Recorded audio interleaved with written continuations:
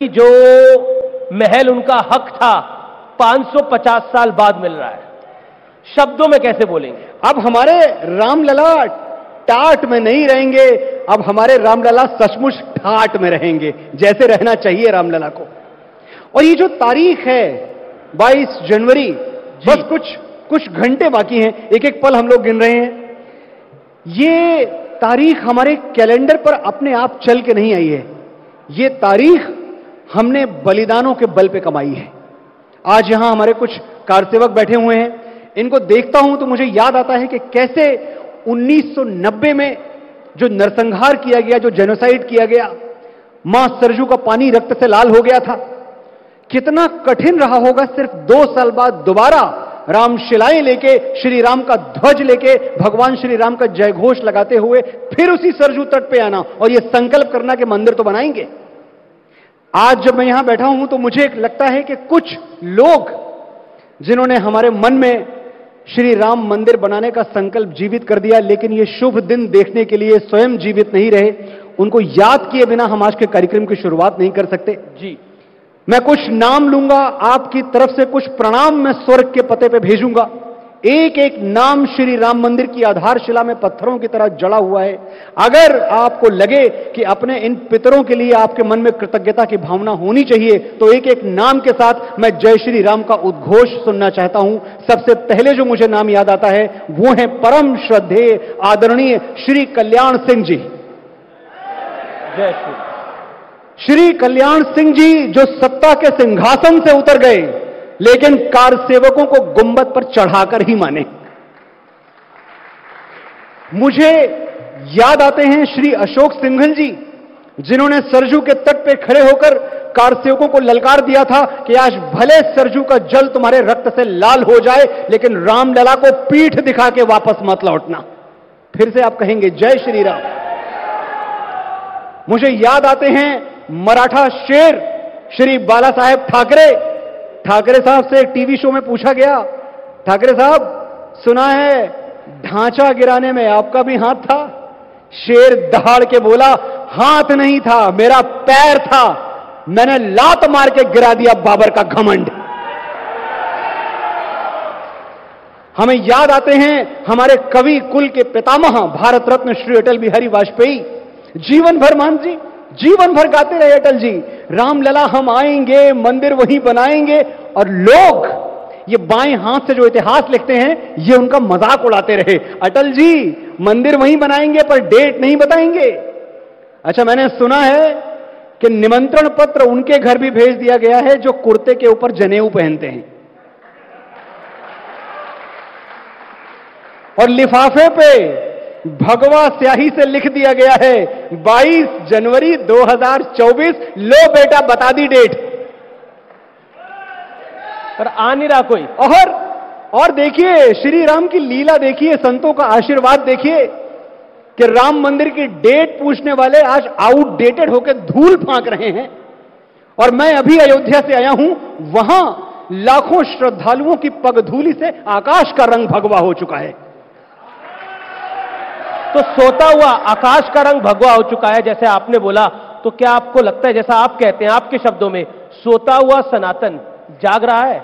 बिल्कुल, सोया हुआ सनातन चैतन्य है, सजग है। वो वक्त कुछ अलग था, ये वक्त कुछ अलग है। जिस दिन प्राण प्रतिष्ठा करी जाएगी, भगवान का श्रृंगार भी होगा, भगवान का दुलार भी होगा, लेकिन मुझे लगता है कि साधु संतों के अनुरागों से, साधु संतों के अनुरागों से, यानी आंसुओं से भगवान को नहलाया जाएगा, क्योंकि उस दिन वो दिन होगा उन साधु संतों का जिन्होंने इतने वर्ष प्रतीक्षा करी। 500 वर्ष हमारे बुजुर्ग, हमारे बाप दादा 500 वर्षों की प्रतीक्षा है। और अगर मैं मॉडर्न इंडिया की बात करूं तो 1895 में पहली बार मुकदमा दायर किया गया था, और हम हिंदुओं ने कहा था कि वो सरजू का किनारा जो हमारे रामलला की जन्मभूमि है वो हमें दे दी जाए। बड़े अनुग्रह से, बड़ी विनती करके हमने कहा था। ये 1895 की बात है। और 2019 में 134 साल बाद माननीय उच्चतम न्यायालय ने अपना वर्डिक्ट दिया कि हां, सरजू का किनारा रामलला की जन्मभूमि है, किसी याबर बाबर डाबर गाजर की मस्जिद नहीं है। जय श्री राम।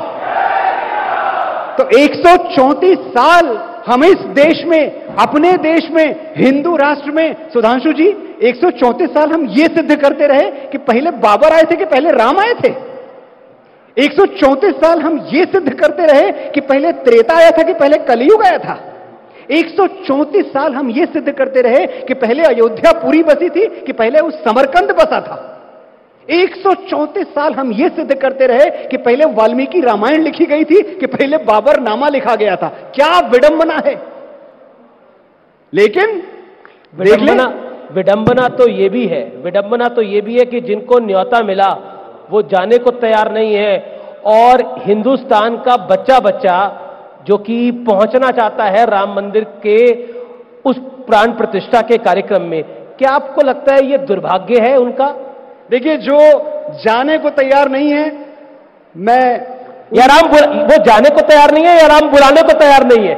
नहीं, राम तो खैर समावेशी हैं। भगवान श्री राम सबको बुलाते हैं, भगवान श्री राम ने उनको भी बुलाया, लेकिन मैं समझता हूं कि बड़े उदार मन से उन्हें क्षमा कर देना चाहिए।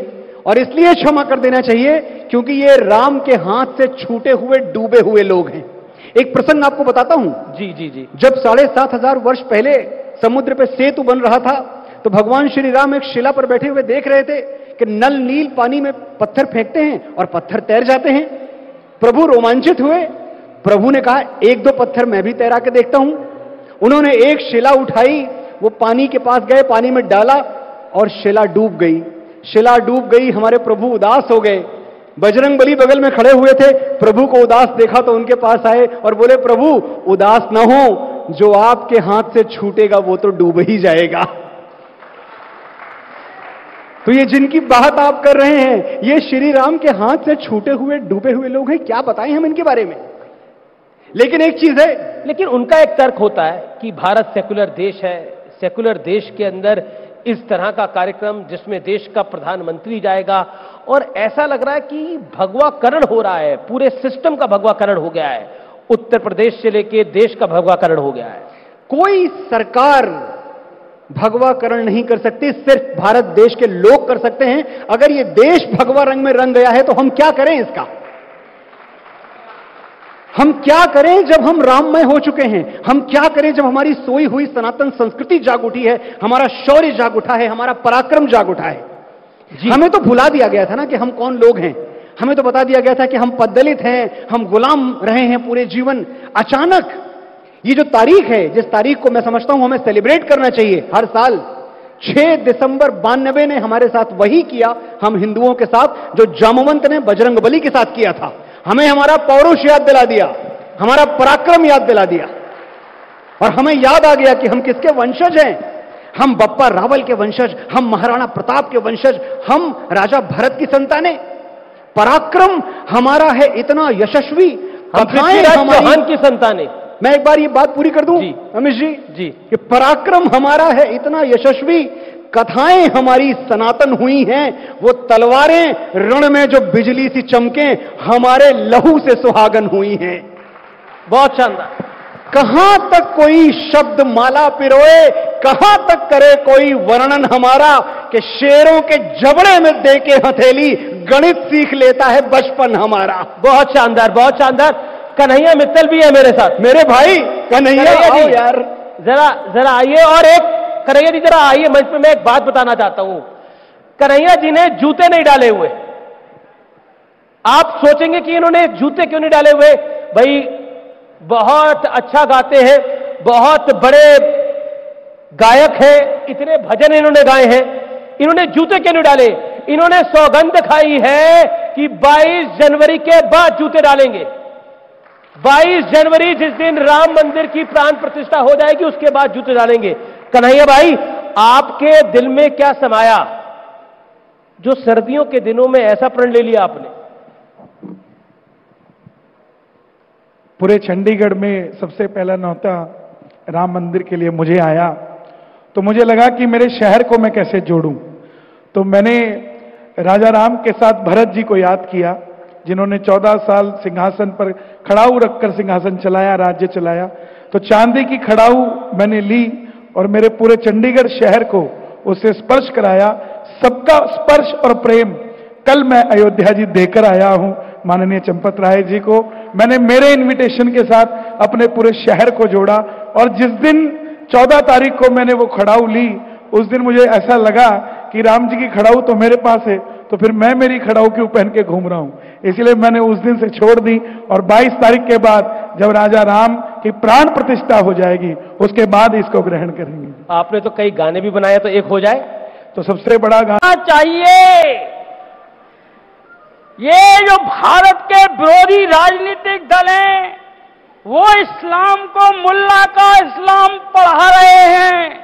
यदि उन्होंने सत्य मानने में अल्लाह का इस्लाम पढ़ाया होता तो इस देश के 99 नहीं 100% कन्वर्टेड मुसलमान इस बाबर की धरोहर को या जितने आक्रांताओं ने तोड़े हुए मंदिर हैं उन पर खड़ी की हुई इमारतें मस्जिद के रूप में वो स्वीकार ही नहीं होती, क्योंकि इस्लाम में नाजायज जगह पर इबादत अल्लाह को कबूल ही नहीं है।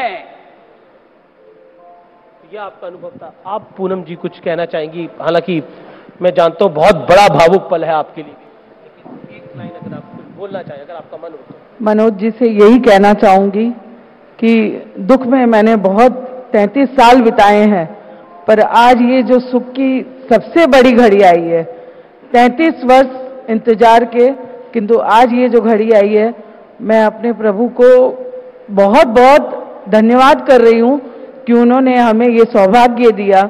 मेरे माता पिता और दोनों भाइयों का भी ये आशीर्वाद है कि आज मैं प्रत्यक्ष अपने सामने मंदिर को दिव्य रूप में देख पा रही हूँ। मैं तो अपने आप को मैं अपने आप को वर्तमान में इस संसार की सबसे सौभाग्यशाली समझ रही हूँ। तो आपका बहुत बड़ा पन है। मनोज भाई कुछ बोलना चाहेंगे? मैं क्या कहूं, मुझे बस आपने 90 याद दिलाया और मुझे 92 याद आता है। क्या बतलाएं, नस नस में उस दिन क्या ज्वाला दहकी थी, पूर्वजों के पुण्य से कैसे धरा अवध की महकी थी। याद आज भी वो ललकारें, वो संतों की वाणी है, जिस हिंदू का रक्त न खोला, रक्त नहीं वो पानी है। बच्चा बच्चा ठान चुका था धर्म ध्वजा लहरानी है, जन्मभूमि के काम ना आई तो बेकार जवानी है। पुष्प गिरे नभ से देवों ने विजयी भव के मंत्र पढ़े, जय श्री राम बोल के जब गुंबद पर मां के लाल चढ़े, हुंकारों और दहाड़ों ने आकाश को आधा फाड़ दिया, बाबर की निर्मम छाती पर शेरों ने भगवा गाड़ दिया। जय श्री राम, जय जय श्री राम। बहुत बहुत शुक्रिया मनोज भाई आपका, और आप सबको मेरा प्रणाम, आप सबको मेरा प्रणाम।